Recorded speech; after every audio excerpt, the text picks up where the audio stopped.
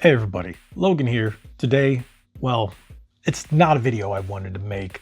This is actually not the video I had planned. I have a number of other products that I need to review, but I could not let this one sit another day because it's about GameSir. And everybody loves GameSir. Supposedly it's, the best brand. And as someone who's tested almost every one of their offerings over the last few years, I don't know, maybe 3 years, I got a few things to say about their recent batch. And I know I'm going to get attacked by all these GameSir fanboys because apparently that's now a thing. But as someone who has bought my own and been sent stuff, I'm going to be honest here. I've had this one, and this one I'm going to tell you a little bit more about. But everything has had problems. Everything has had an issue. And people are saying, oh, it's because of this. Oh, you shouldn't do this. Oh, it's just a... I'm telling you, quality assurance is not happening at GameSir right now. You know what? I would not have said this pre G7 Pro. Post G7 Pro, it's been nothing but problems. And I've last three of their big releases, nothing but issues, and I'll show them to you. Let me just get into it.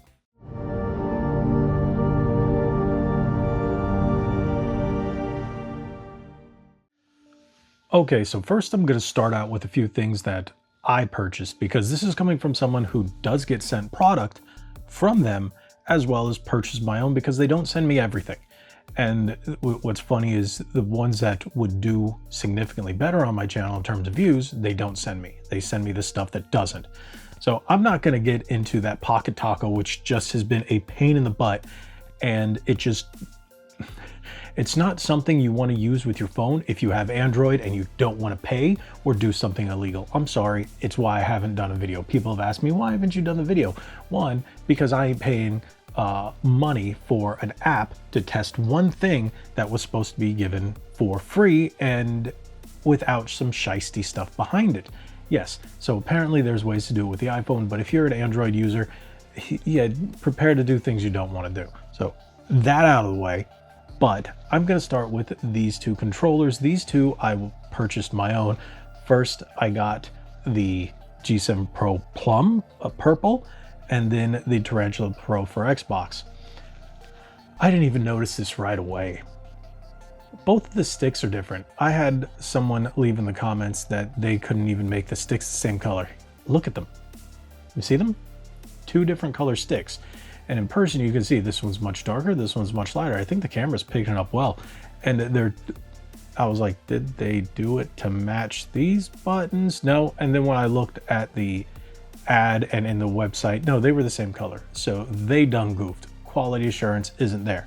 Now this is another thing that I mentioned in my video. These are so cheap, and God forbid you want to design it so you press both of these at the same time. Good luck. It doesn't activate properly. And then some people were like, hey, can you press them on the front? Not at the same time. It's just really cheap, and it's gotten to the point where I felt like I was going to break it. And I was like, all right, what if I press in here? Yeah, you have to reach over. That feels a little bit better, but this is crap. Like, it's the cheapest plastic I've seen on a GameSir product. But that doesn't even begin to scratch the surface of the issues we've been having. So the D-pad's just junk. Like, it feels okay, but if you're trying to play a beat 'em up, you will definitely notice the difference. In my video, I was playing X-Men, the arcade game on Marvel Maximum Collection, and I kept playing it after the video, and I kept trying other things, and it just has a mushy, delayed feel. And I was like, but if it's mechanical, why am I getting that? Poor build quality. So that's with this. Next, I've already had drift and weird reactions from the triggers. I've had to update the controller, and this was after the update. So I updated and then had to recalibrate multiple features on this controller.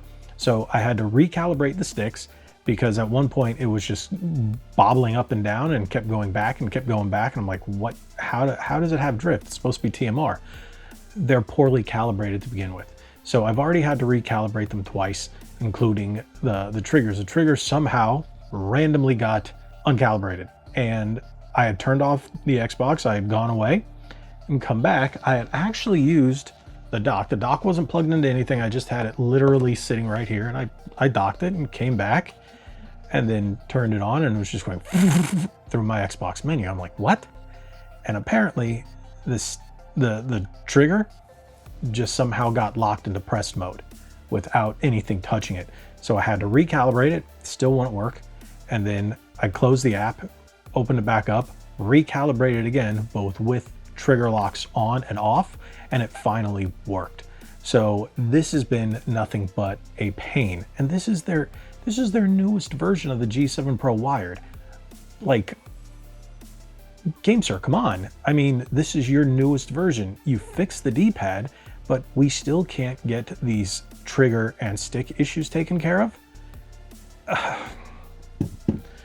That's just been infuriating. And as you can see, it's lit up, so I still have it connected. This is one I'm still using. And this one I stopped. I was using this as game footage capture and testing on my Series S in my office, and it's just subpar, and I stopped using it. I replaced it with a different controller made by a completely different company that works 10 times better, and it's half the price. Next, this was sent to me. I pre-ordered mine personally and got it over a month ago.